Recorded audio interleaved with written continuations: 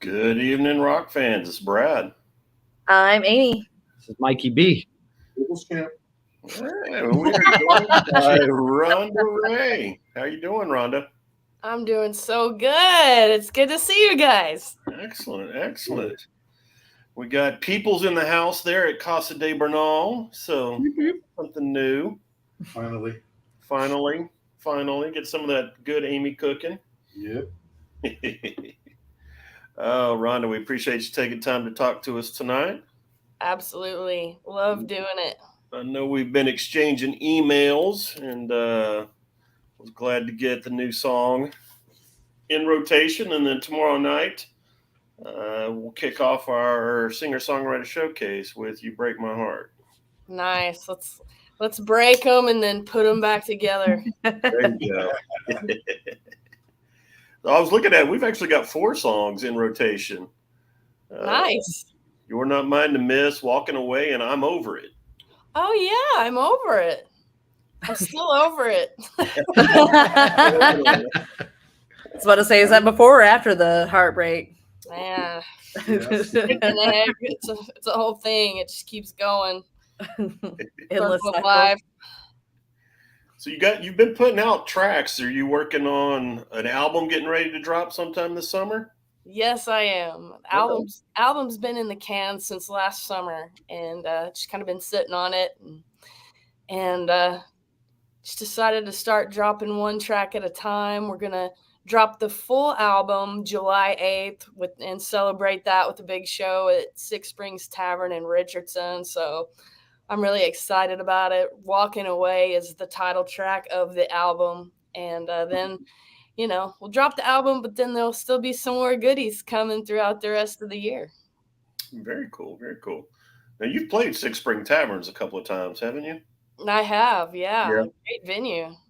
It is a great venue. I hope they find a way to stick around. I know he's looking for new places. So Yep. Yeah, great people, great community, but the struggle is real across the board. So we just need people to come out and support live music. And it's up to us as artists, though, to put on shows that I We'll want bring people to come to a show and be like, "Oh my gosh, I'm so glad I went out tonight." That's my goal.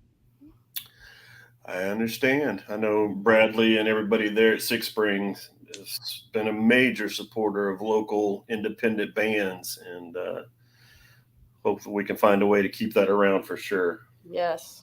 We had our anniversary show there last year. Mhm. Yeah, we had our 4-year anniversary show there last August, and Peoples is teasing it. We're working on our 5-year anniversary. Yeah. People's 5 bringing the years. teaser, so more to come on that. More to come in August. So What's the gift on a 5-year? was it Platinum. I don't know. Platinum. A guitar pick? I don't know, Mike. A signed drum set. Y'all better start saving up. I'm bougie. Lord. The guitar on the wedding registry is still available if anyone. It's still out there, huh? It hasn't been taken down yet. Can you still buy stuff on the wedding registry? I think so. I wouldn't say Rhonda, Mikey, and Amy got married last month, and Congratulations. Thank you. Mikey put a guitar on his registry in hopes that somebody would swoop in and hook him up. Oh, what guitar? What was on your list? It was a Tremonti PRS. Yeah, can't No go one wrong bought it there. for me though, and people could have grouped up and got it. We did set it up as a group gift, and it Right? didn't- You gave people options. I mean, come on, people. I don't know female why. Mikey in the room. Maybe they thought you had enough, Mikey. Maybe. I was, There's never enough guitars. when I was in sales, which was many moons ago, they always said you got to ask. You can't can't get it if you don't ask. Yeah, you don't The answer's always no. ask. So, Rhonda, what do you play? I have a Jimmy Wallace Telecaster, which has a great story. Jimmy in Garland, Texas, has been a great supporter of mine. And, I wouldn't have that guitar without Jimmy. I was just needing a guitar to be in a music video for a guy a few years ago. And I asked Jimmy if I could borrow one. And I said, hey, man, it doesn't have to. If you don't know Jimmy Wallace, he owns the Dallas International Guitar Festival and the Jimmy Wallace Guitar Boutique in downtown Garland. And I said, don't send me a $30,000 guitar. It doesn't even have to play. Yeah. And he sent me home. He said, yeah, come get one. And so the video shoot got canceled for the guy. Oh. And I said, hey, can I keep the guitar another week? And he's like, yeah, sure, no problem.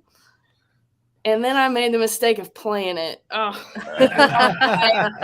damn you, Jimmy Wallace. I had a full band show the next weekend, and I said, can I play this guitar? And he said, absolutely. And the video shoot never happened. And I went to Jimmy, and he made me a amazing deal on the guitar, made it where I could own it. But without that setup of the video shoot, I probably wouldn't have asked. I know I wouldn't have, because I'm not like that. And it's just crazy how that happens. But it's a Telecaster with the P90 neck pickup, which just gives me this dirty anything from Keith Richards to Slash, whatever I want to be, tone. And so we can build a really nice wall of sound. And I also have a Gibson J45 acoustic and a Martin DM acoustic from like the early 90s. So I got what I need. I don't have everything I want, but I've got everything I need. What you need. Well, if I know anything about You guitar, hear that, Mikey? the list is ongoing. I don't know. I need them all. So I know. I think if I could have anything I wanted, I'd just be calling Jimmy and saying, just build me another one of these in this color. There you go. Yeah. Hopefully you get to that point. Yeah. Absolutely. So I don't know if this was the guy for the video, but how do you know Gary McGrath? I've known Gary for quite a few years. Gary was the producer on my 2022 album, and we played quite a few shows together in the past. And yeah, that's how I know Gary. Very cool. So you play in his band at some point? No, he played in my band. He played in your band. Oh. All right. Well, we'll have to For a call him minute. to make For sure just a minute. for just a brief moment. Okay. So for those that haven't heard any of your music, can obviously tune in tomorrow night at 8:00 and check it out. But how would you describe it? You kind of talked about the different tones from a Keith Richards to a Slash. Yeah. Nobody's heard you play before. How would you describe it? Yeah, well, I have had a hard time being a female in Texas who has played a lot of acoustic shows just to pay the bills, trying to piecemeal bands together, trying to get to that point with the perfect combination of players, finally being able to record and have a couple of products to push to get where we are now. That I had a lot of people really try to pigeonhole me into this Texas country thing.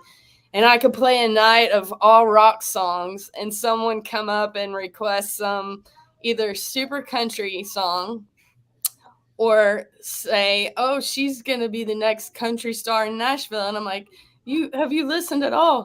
So I'm kind of like this. Like I'm not very good at taking no for an answer. Sorry if you hear kids. I'm staying with my cousins. I'm on the road right now. Oh, you good? There's 4 children trying to go to bed. Yeah, it's awesome. But so I just made up my own genre basically, and I started calling it Texas size rock and roll. And I would say, there's a lot more going on in Texas music than this whole Texas country thing. Absolutely. And it's like people forget the great legendary artists that are from here until you bring them back up. And so, I'm not a screaming metal band, but I'm not folk rock. We rock pretty hard live. We rock a lot harder live than we do on the albums. I'll give Gary credit on this. He did help me achieve more of my vision for my sound on this current album. It's electric based, not acoustic based songs. Where we may have some songs like You Break My Heart, you've got 4 layers of just nasty, guitars, just the wall of sound, just as nasty as it can get, and I just love that. Very cool. So, who are some of your? I don't want you to have to try to age yourself here, so we can stay away from that. Yay. But who are some of your inspirations and idols growing up? Well, in the interest of not aging myself, I'll start with somebody current who I think is amazing, and I just love Hellstorm. I think Lizzie Hale is an incredible, on par with Ann Wilson vocally for sure. She's a real guitar player and writes great songs, and her whole band. And then I love Chrissy Hind and the Pretenders. I love Bruce Springsteen. I love people who write real stories, but that rock. I love that Bruce can put on a big rock show, with a 14, 15, 16 piece band, or he can go on a world tour by himself and it rock just as much. I love like Guns N' Roses. I love Aerosmith. I love Zeppelin, but I also love Carole King. So I'm kind of all over like most artists, I guess. Yeah. So, are you from the Dallas area, or where are you from, Rhonda? Not originally. I was born in St. Louis, Missouri, and I grew up in Southern Illinois in a very rural area. And I moved to Texas. I've been in Texas over 20 years, minus 2022. I lived in Muscle Shoals, Alabama, but other than that, most of my adult life has been lived in Texas. Okay, you can't throw out Muscle Shoals and just like breeze right past it. The same You thing. can't do that. What were you doing there for a year? I started touring a little bit by myself again, and this was before COVID. And the way I've always approached this as an entrepreneur. I have an entrepreneurial mind and an artist mind, but I always looked at it as, how can I make this happen? Once I knew somebody would pay me to play, it was over with. And that usually would start with, where can I stay for free? And I have a great friend who was living just across the Alabama line in Tennessee, and Muscle Shoals was not on my radar at all. So I booked some shows and stayed with her and thinking, well, I could go up to Nashville. There's a lot going on in Nashville. Jack White's in Nashville. I love Jack White. A Texas rock artist named Brandy Zidane is up there. She's an amazing guitarist, songwriter, producer. She does it all. She's up there, and I was like, I don't know. Just kind of going and seeing what would happen. And I'm playing this little bitty place, and two people came up to me who live in Muscle Shoals, and they said, with your sound, you should really go to Muscle Shoals. And I was just like, why? And inside, I was just like, why? And I wasn't super like brushed up on the history of it or anything like that. So I read up, and I was like, oh yeah, I forgot about that. So I decided to go. I mean, I was like staying an hour and a half from there.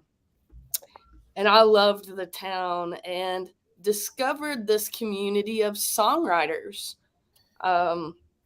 people who take songwriting really seriously.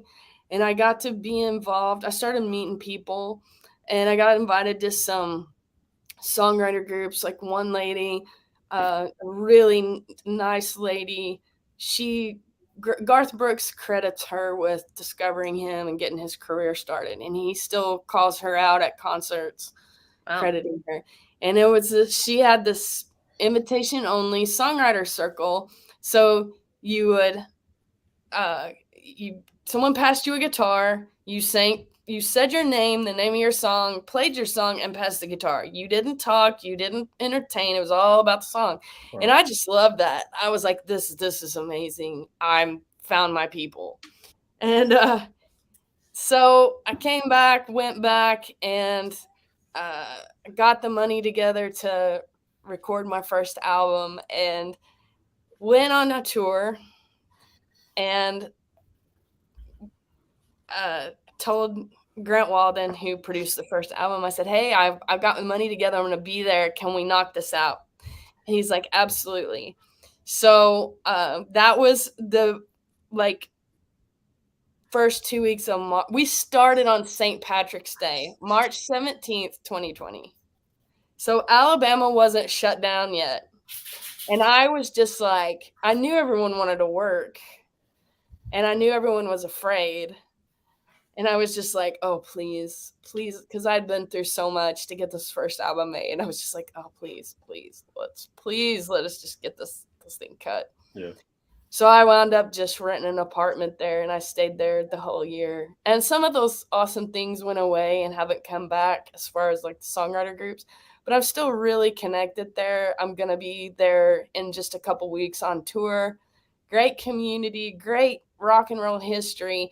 And what I love about Muscle Shoals is it's not just about one thing. You know, if so many people have recorded there, from Bob Dylan to Bob Seger, Cher, Linda Ronstadt, Skinnerd, Allman Brothers. You can just staple singers. You can just go on and on all day. It's probably faster to say who hasn't recorded there. But it's about this blending of styles.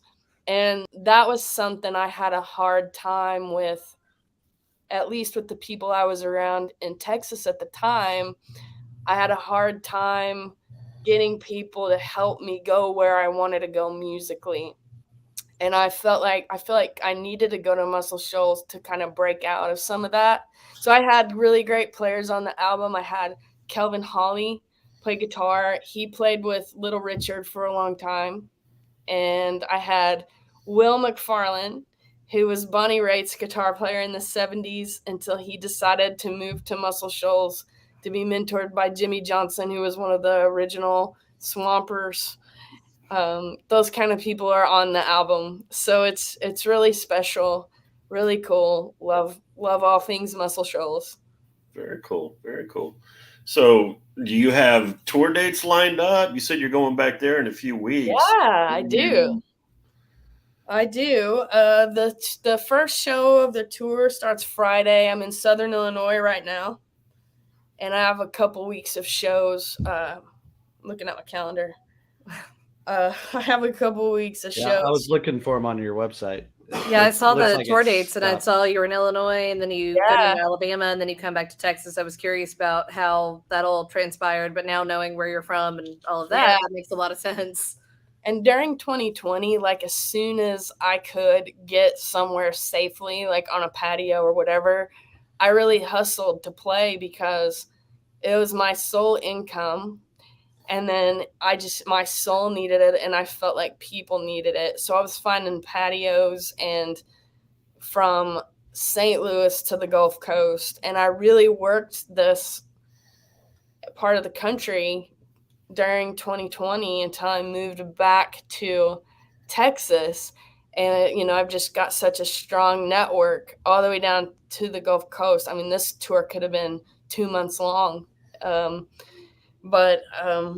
So it's like, I just don't do very well with being told you can't, because like during COVID, I expanded my network, you know, and I feel like I did it safely and responsibly, but I just built a really genuine network. So I start June 11th in Benton, Illinois, and got a bunch of shows, and then be in Alabama June 28th, 29th, and July 2nd. So, yeah. Now you got a band that's doing the tour with you? This is solo acoustic tour. Okay. That's how I can do it and make money. Gotcha. Yeah. You're not riding the Harley from gig to gig, are you? Boy, I've about got it figured out that I can do it. That you can pull it off, huh? I can pull it off. And it's here, and I got it out today and rode it around and went to the gym and got a few days blocked off just to go do some of that stuff. Very nice. Yeah, Mikey's got the picture up there. There it is. That's my therapist and my publicist. Nice. Oh man, so you've been in a lot of different areas, obviously. Yeah.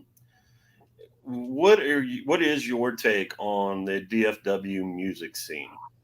this is a popular question I've been seeing brought up Yeah.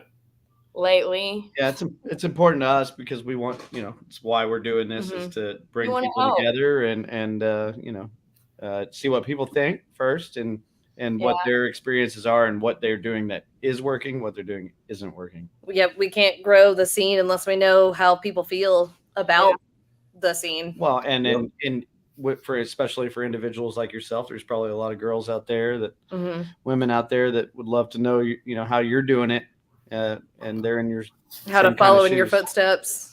Yeah, it's real important. I feel like a lot of what I'm doing is for the girls coming behind me.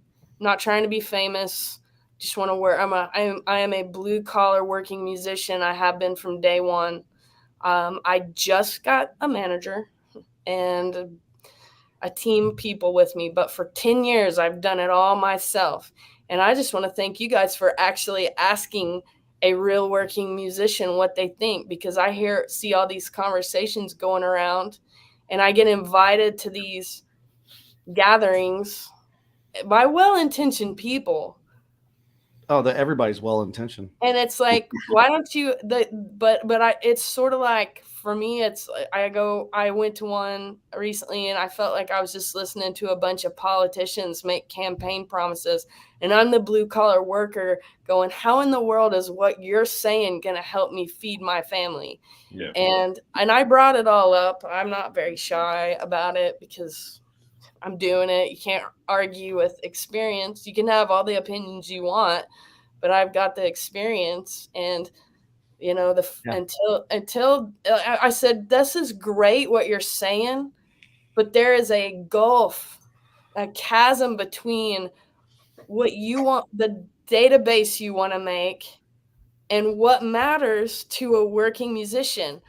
No musicians want to come to your meeting because they want to know, am I going to get paid, or am I going to go get a contact that's going to help me get paid down the road? Everything in success is not money. Yeah. Oh, they're going to pay you in plenty of opportunity. Yes. But It pays a bill of private exposures. Oh, how much you're going to be paid, and if that can actually, if you can afford to feed yourself off of what you're getting paid, or are you going to be able to contact in the the exposure? The exposure method is not getting yourself fed. I never got a check from exposure. Oh, my drummer will say, especially if we're playing because we play bar gigs, that like the 3-hour bar gig or whatever, and I've always done it this way. Long time. We'll play every original that I have and work in covers. I say I'm an original band and we play covers. Almost every original band does that. Mm-hmm. Famous bands do that. Most bands play at least a couple covers a set. Yeah. And we put on a great show and everyone loves it. And then we have our original gigs that really usually don't pay. And, where you're playing a 45-minute original set, my drummer will say, yes, and my fee is 1,000 exposure bucks, Yeah. And just out of curiosity, without, me as a musician, I also, in an original band, and I have my opinions, obviously. And I have a lot of friends in tribute bands and that kind of thing. I mean, it's not my thing personally, and I don't have an issue with it. To me, it's not any different than being in a cover band, except for they dress up like whatever. But I mean, that's kind of been going on for years and years, where cover bands were even dressing up, in themes of like 70s or 80s or whatever, and then doing mainly that kind of thing. And now it's even more isolated to now we're just doing one band. And I see it pretty much the same way. I mean, it does take skill, and and some people are more built for that. Not everybody's a songwriter. Not everybody who wants to be a songwriter writes great songs. But it is such a giant leap in pay and all that kind of stuff. And I'm not sure exactly why that is, except for other than, attendance. That's obviously an issue. Yeah, I mean, it's really hard to be an original artist and to stand your ground for that. It's not as now. I'm not talking about proficiency at an instrument or vocal proficiency, but it's not that hard to just copy what somebody else did and ride the coattails of the success that they bled for in their career and pretend to be them. And so, you know, it's like, you guys, I want to tell the crowd, you realize that's not the Eagles, right? You know, that's not really them. And there's nothing wrong with that. But then it gets hard to put an original band together that's super pro, because all the pro players are in tribute bands 5 nights a week because they're getting paid good. Yeah. And to the people who are the gatekeepers, so I've got, what do I have going against me? I'm female. Okay. And already knocks you down a couple. Like, I mean, it's sad, but it's the truth, and you know it probably better than anyone that it shouldn't be that way. But here we are. Yeah, there's Well, only you know, there's only so much space, and there's only so many seats at the table, and there's still the old boys club mentality that girls don't draw. But I just, you haven't booked me yet. I don't care. I've built a show that's great and that makes people glad they got out of the house. And I notice people book the same type of artist, the same type of thing, the same people for 20 years get the same things, and you can't even get the opportunity. You can't even get seen.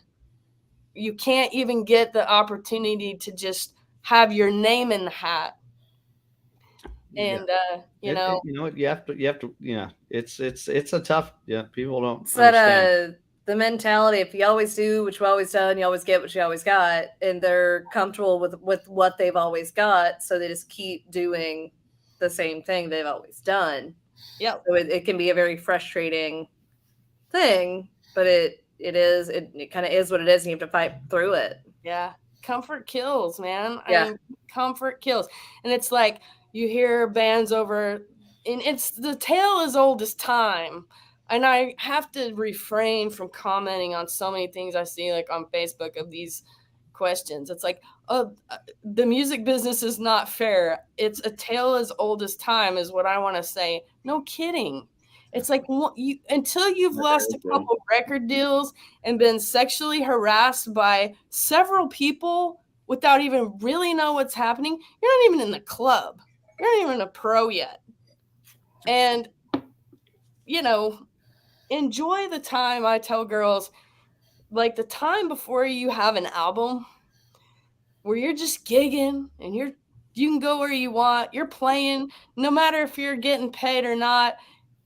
If you're getting paid a beer, whatever it is, You're enjoying what you doing do. it, man. You're doing it. You're finding your sound. You're meeting people. You're a part of this community. Enjoy that. Enjoy that, because once you have a product and you really start to push it and you really start to try to take up the very limited sliver of space that exists in this industry, then it gets real. Then it gets real hard. But, you know, at least I'm not like Joan Jett. You know, people were throwing beer bottles at her just for being a girl that played a guitar. So I'm not saying we haven't made any progress, but there's a long way to go. Yeah. And I'm very determined. I'd say most of the women that are doing it right now are very determined, so you're in good company. Yeah. Amy knows. She hosts the women fronted, female fronted show that we have, you know, that we do. Oh, nice. Every week, right? Brad, is it every week? Yeah, do we still Monday do it? show, yeah. Yep. We need to definitely Yeah. get Ronda on there if she's not on Yeah, there. for sure. I'd love to. And then you have to overcome also the females who have kind of given us a bad reputation. Right. From skill set to all kinds of reasons why I will go, this is why no one takes us seriously. Like, you have to be a professional. You have to have good songs. If you're going to play original music, you know, it's just nothing about it's fair. And you have to know why you're doing it, because your what is going to be like, go up and down and not exist and be all, but your why has to be there, because this business has just nearly killed me more than once. And somehow I just don't have the ability to quit, which is it'll chew up anybody and spit them out. Yeah. Male, female, whatever. It doesn't actually matter, but it'll chew. You got to have tough skin, and I think a lot of women nowadays do have that tough skin that they can get through the promoters or the whoever it is that doesn't think that they're good enough. So as long as you can persevere through it, you'll be okay. Well, and that the thing is, I think, and obviously, I'm no spring chicken. So I've also been, and I'm not some famous musician or anything, but you got to do it for the right reasons. And that's why we're here, and why it's so important to us to have these conversations, is because there's so many of us out there, and it's not about the money. It's not about the exposure or whatever you want to call it. Yeah. It's about getting your music out there. And if making your mark, and, whether or not you get, million hits or likes or whatever, listens or views, or, that's what everybody seems to care about these days. Oh, yeah. I got 3,000 views or 300,000 views. And we would love that for you and for everyone, for everyone. We're equal opportunity on all of that, but it's not about that, obviously, to the artist. And that's what we're trying to get out to people, is like, we're doing it because we love it. And you're not going to, no matter what happens to me, I'm going to keep doing it because I don't have a choice. It's like breathing. It's like, if I stop breathing, then I'm dead. So if I stop playing music, guess what? Same thing. The whole reason that we even started the radio station, it was that we saw the love of music within our friendship group and all of that. And then it was the combination of Mike being a musician, me being the spouse of a musician, and then Brad being just a music fan, and people's also being always out in the scene. Just that combination of group of what we could do to help musicians, and understanding where the musicians are coming from in everything that they do. Mike obviously knows, probably more than anyone that I know, what you go through. And then I bring the female aspect that I can kind of relate to you as well. But I'm also the spouse of somebody who's a band member, that I see I see how hard y'all work. You work for months and months, or years and years and years and years for your 1 hour or your 30 minutes or your whatever 3 that hours. set is. You work so hard to maybe make $100 for an hour set, or $200, or whatever the price is. Spend thousands of dollars on a CD so somebody can buy a song for $1. The blood, sweat, and tears that go into. If you were doing it for money, you chose the wrong path. Yeah. No doubt. I've never been motivated by money in anything that I've done. I mean, I rodeoed for 20 years, trained horses, and did all kinds of weird stuff. I've always kind of followed my passion and my dreams, and this is just different. And you fight the status quo every day and thankfully the conversation around all these things is changing now, where, it's like, well, a female is supposed to be this, a woman is supposed to be this. At my age, I'm supposed to have this many kids and be doing this and that and the other. And frankly, I can't have any children. And I always say I'm in the season of life where I'm birthing and raising song babies. And nice. This is just who I am and what I do. And it has to always come back to that joy factor of, I have a friend who's a working actor. He goes back and forth between Fort Worth and LA, and he works all the time. He may be in this show as a stunt person. He may have an extra, whatever. He's always working, just like me.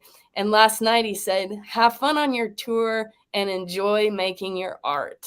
And I was like, that's it. And I got to go see Paul McCartney when he was in Fort Worth because a friend invited me. And it was on a Tuesday when I could actually go to something. And nice. I was so not impressed because he was Paul McCartney and a Beatle and all the things that we all know. I'm not a very starstruck person, but I was impressed that he was just a guy in a band. Like, you can't really appreciate that unless you're a guy or a girl in a real band. of how much he was just that. And there's this one point where he tells the crowd, we know the songs that you really like. When we play an old Beatles songs, you all get your phones out.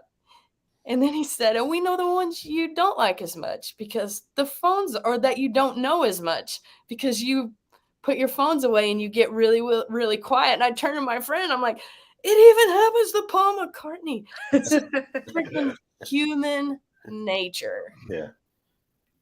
But he sure looked like he was having fun. Yeah. Well, I mean that you know, and that's awesome that he's humble in that way.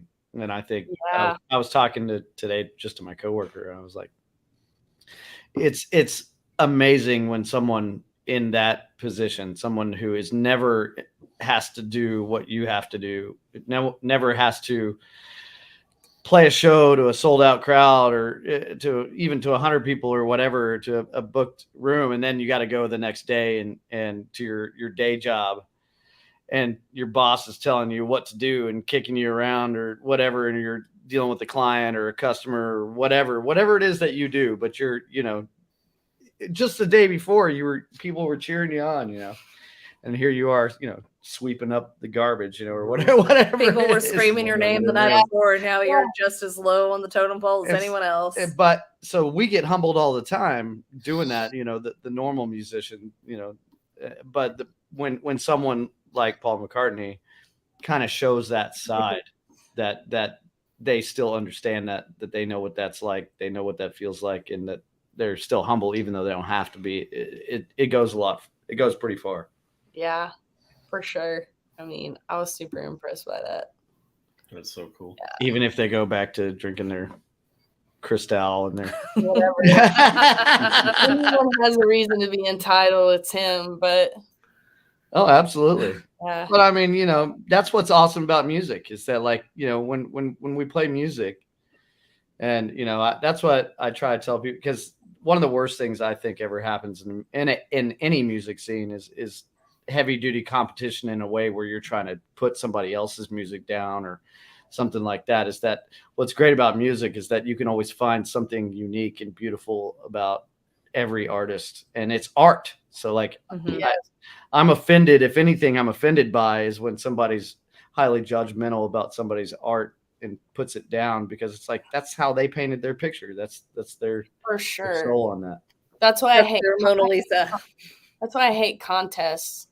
Because I don't think Battle of the Bands, worst thing ever. I think it should be a competition. I think there's space for everyone, and like you said, not everything's for everyone. And one group that was like was trying to have this online conversation about how to unite the music community and blah blah blah, and I've tried to participate in it. I've really made an effort, and it's like I'm playing a block from you, and you're not here.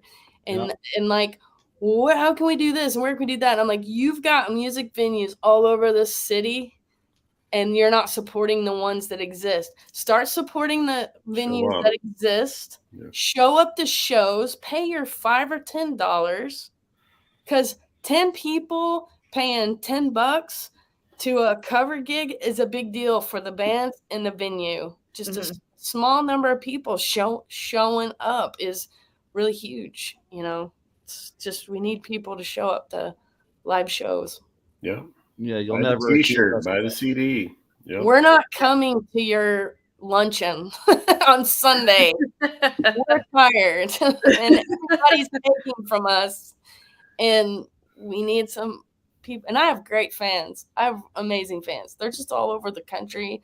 A lot of them are online. Some of them we've had several comment tonight. So yeah, I don't know if you can see the comment. I don't know if you can see the comments or not when they pop up, but there's been quite a few. We've got Angela Cage. Oh, goody. Yeah, Angela and Dawn helped me make this 2022 album. I've got a private Facebook group called the Good Vibe Tribe. I started that in 2020, and it's not like a weird toxic positivity or anything. It's just like, can we have something that's just not a total trash dump on Facebook, where we can come together, and if you're having a bad day, we'll support you till it gets better. And if you're having a good day, we can share that. And it's been a really good thing. And I love community. Community is one of my favorite things. And it should be, it goes back to kind of when you're early on and you're in it for just to fit in, and you're new and you don't have anything on the line yet, then it's like you feel really a part of. And when you start to become a threat, just by, maybe it's by improving, maybe it's by being good, but just by having a product to push makes you a threat, because you're trying to take like, I've listened to a lot of podcasts and stuff, and I know like it's really bad in country music right now. Like 1 in 40 spins on country radio is a female. Like there's it's just not even, it's really hard. And they're like Maren Morris. So do you believe that that's because that has nothing to do with supply and demand? Like that's not what people are wanting to do. That's for lack of better, that's the patriarchy or whatever. It is the patriarchy. It is the bro country, painting women as these, objectifying women. Hey, put your tight shorts on, get in the back of my truck, and whatever deal. When you've got, I know Maren Morris, Arlington, Texas, is a big voice in that, you know. Oh yeah. Brandy Carlisle's not country, but she's a big voice. Brandy, Margot Price, like so many women, Carly Pierce, all these women are putting out great music, and they're really saying something, and all they'll play is the same crap, which I don't listen to that, but I listen to those women talk.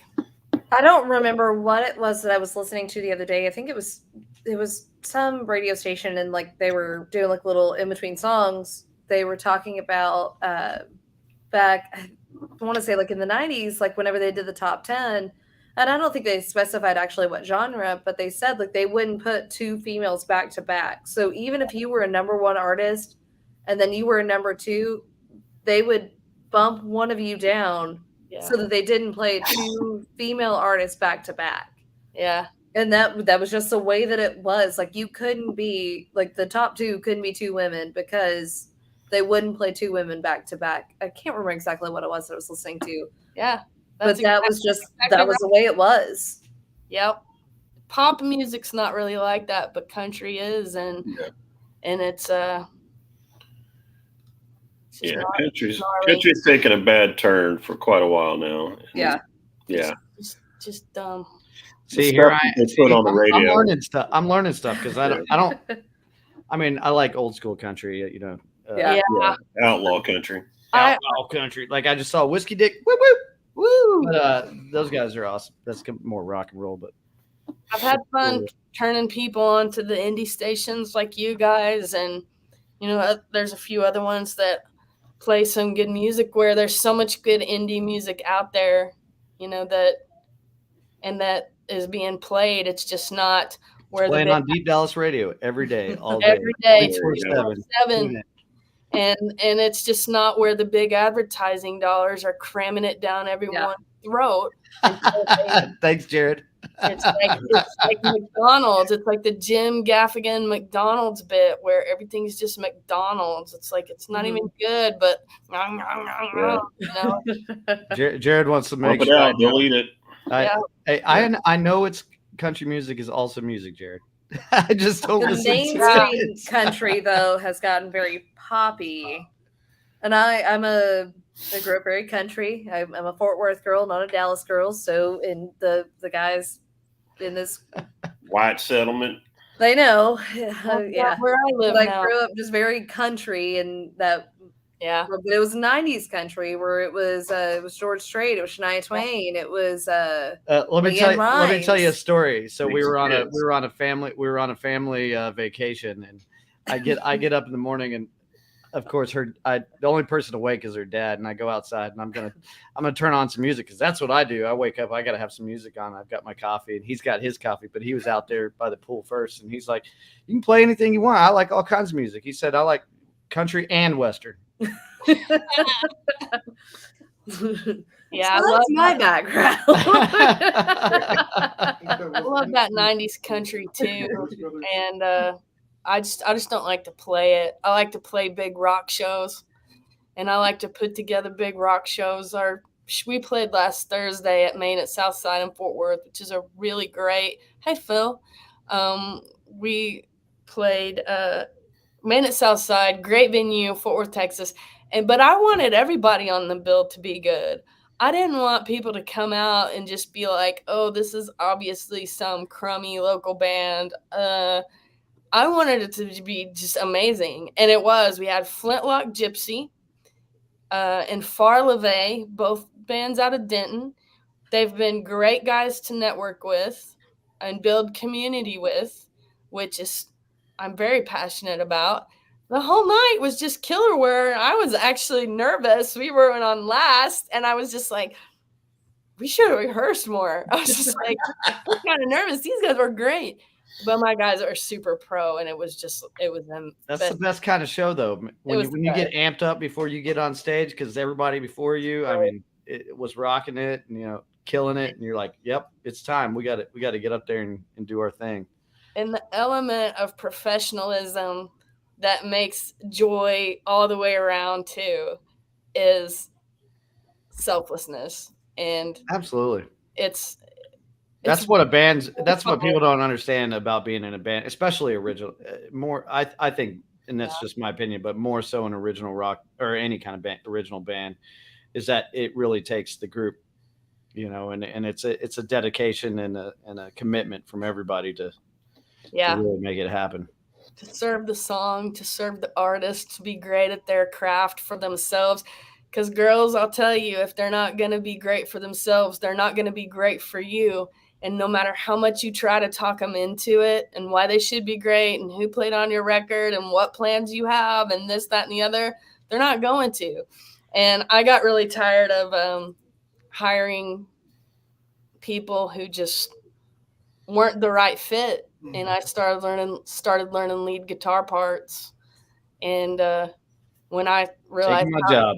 When I realized I was going to say hell yeah, but yeah, you take his job. I might need a backup. I started sitting down to really learn the parts and how simple they were. I realized how little effort people were giving me and still having their hand out, wanting to be paid, good paying gigs. I get good paying gigs in between the original stuff. And so I was like, we're not going to do it if it's not going to be the best. And I've got just the best band right now where we have, I think as a solo artist that hires a band where we're not Flintlock Gypsy or we're not Guns N' Roses, it's Ronda Ray. And because it starts with me and it ends with me. It's just how it is.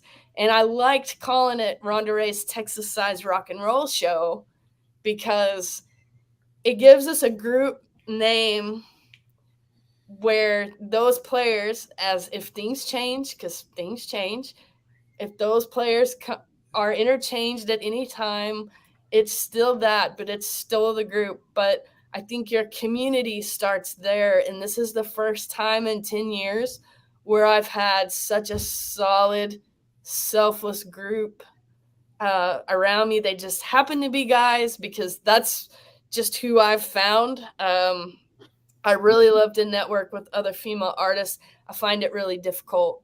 You might be able to help with that. We have quite the yeah, Rhonda, you need to check out one of my favorite local bands, and that's the Roommates. I was gonna say the same thing, man. Phenomenal. Those girls are fantastic. Four incredible musicians. Mm-hmm. I mean, the first time I saw them at Curtain Club, and I'm sure we've all experienced that, you may have been standing in line to get a beer or sitting over, buying a T-shirt, but when they hit the stage, you just stopped and turned around and were like, yeah, okay, this is special. This is special. They're so fantastic. You need to check those girls out for sure. We had them in studio one. I didn't know who they were at all. Incredible. Yeah. And I at the time I recorded all the shows, and we were just doing radio. Back then we weren't doing what video, and you can see it.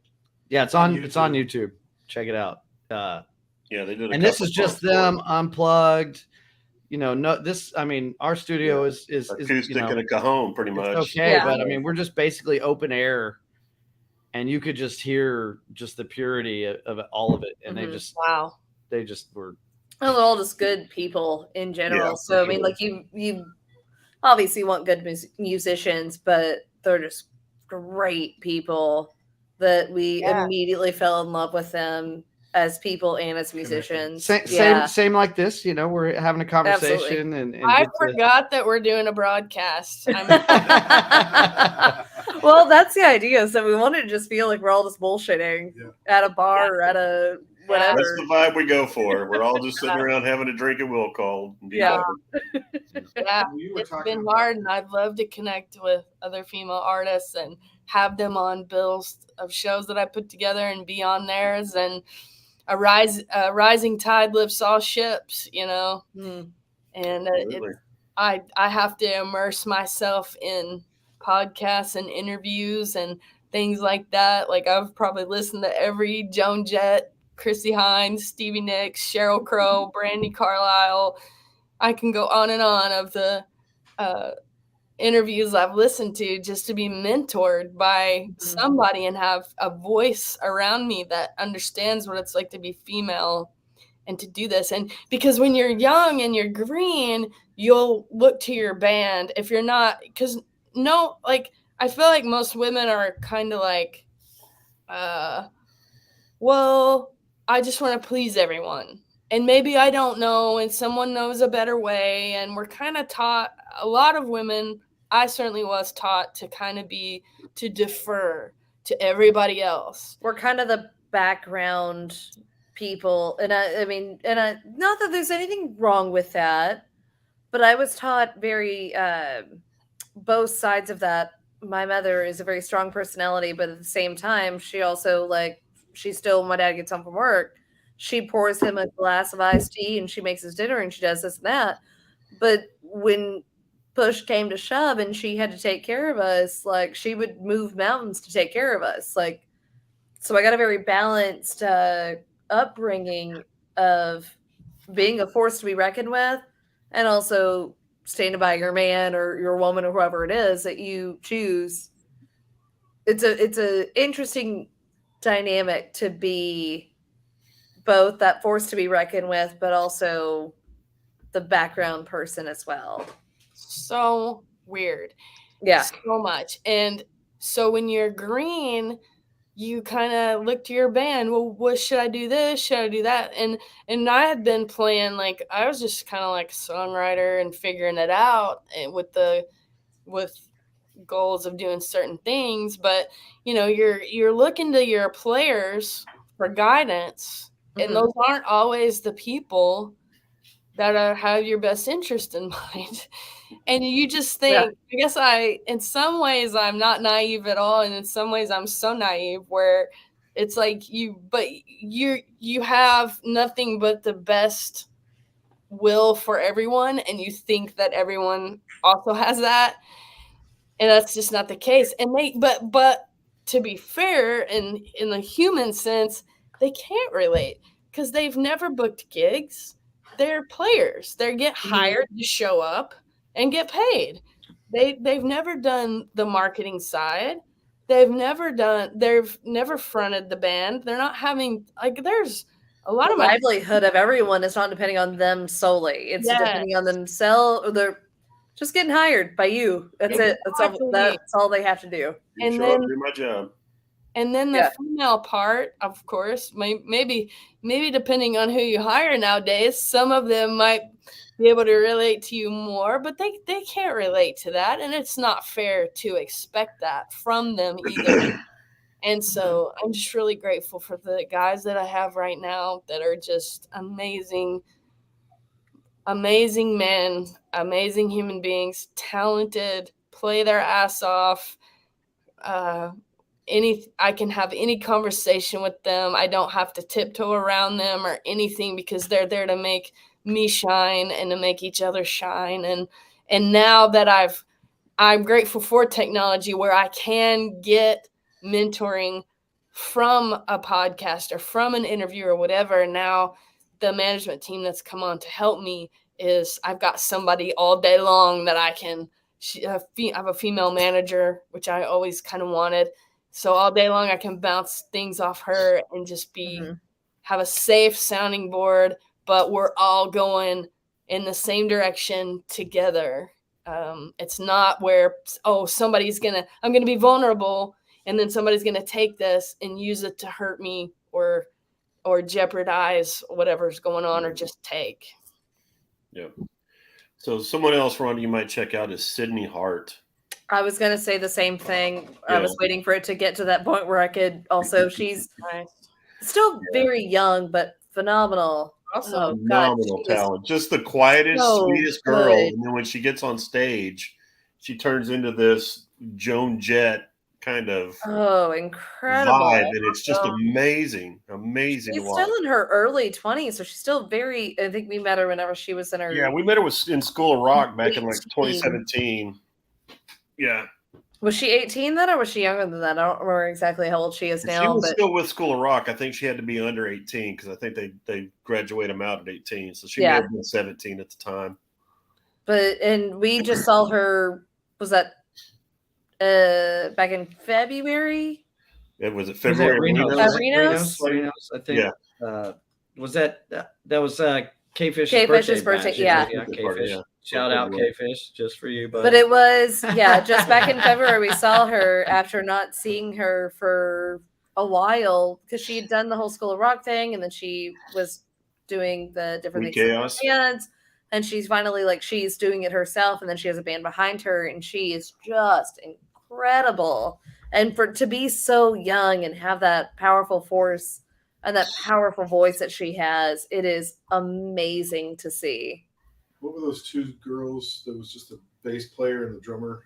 That was Sweet Chaos. Yeah, that was Sydney and Peyton. Yeah, that's exactly what we're talking about. Man, those girls were. They were a 3-piece and then moved to a 2-piece with just the bass and the drums, and they were. Then you wouldn't even know that they didn't have anything but a bass and drums. They were just that good. Ronda, they would be great on a bill with you. Mm-hmm. That'd be awesome. They definitely got that rock vibe, and just her stage presence it's amazing. So good. But also just meet Sydney because she's great, and I think that you could be a great mentor to her of growing up in the music industry. Absolutely. In general, I mean, that's what we're the trying two of y'all would definitely connect. Help people get in touch with the right people. Mm-hmm. Even if peoples.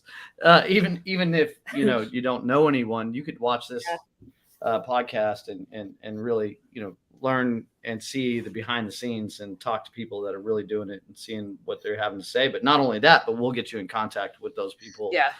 And help with contacts with club owners and all of that. So it's so important. We just did a show with Zach Malloy the Nixons, and he lives in Nashville, and he does a lot of writing for other people. Yep. And so Zach Malloy, I mean Jarrett Reddick, I mean he's doing country now. Man, what a awesome dude. Just haven't been able to have, again, talking about someone who doesn't have to be humble, but is the most humble person ever. And so cool to have conversations with them. And that's what we try to do with our platform, is just give everyone the ability to make those contacts and join together as a team. Again, not the competition, it's like, when I get on, don't get me wrong, when I get on stage, I want to destroy everybody.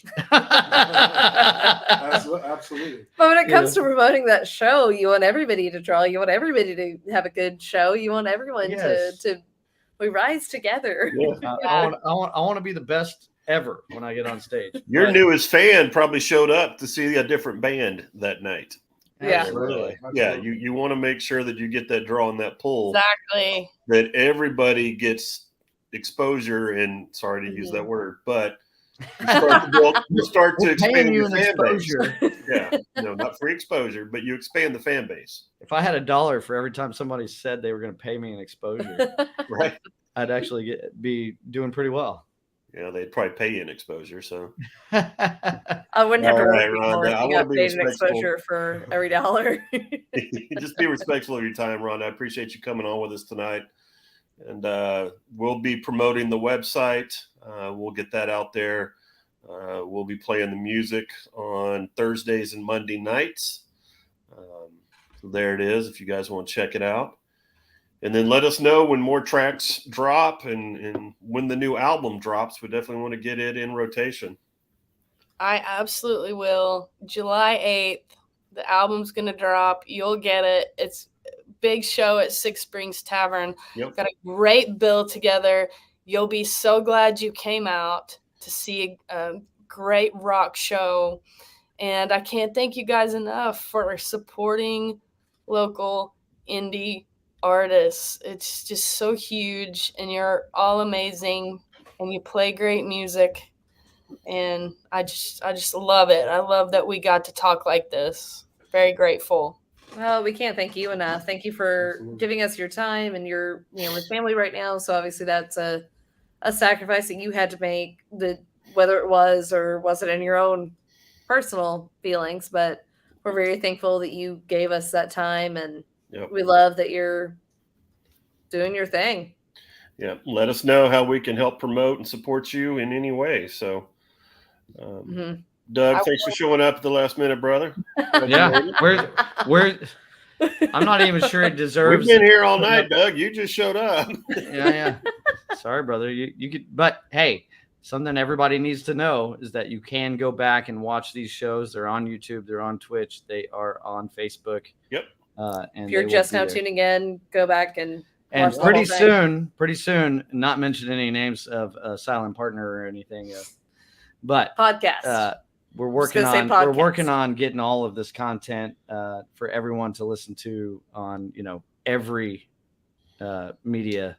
So Spotify, Apple Music, all that stuff, YouTube Music, all that stuff. We're hoping to get that stuff this year launched so we can even help more in the music scene.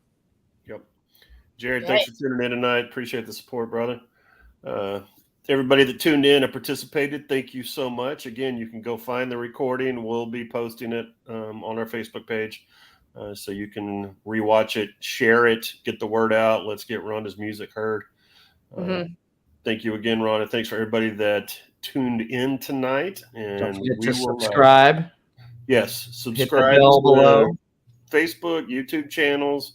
Go hit up Rhonda's website, and we will catch you guys next week. Thanks for tuning in. And I am Brad. I'm Amy. I'm Mikey B. People's champ. People's. The and People's don't forget champ. Rhonda. Don't forget Rhonda. Damn it. I did it wrong. Stay tuned. Stay local. Shot, and I pointed at People's. All right. Good night, Thank you, Rhonda. guys. Thank you, guys. Thanks, Rhonda.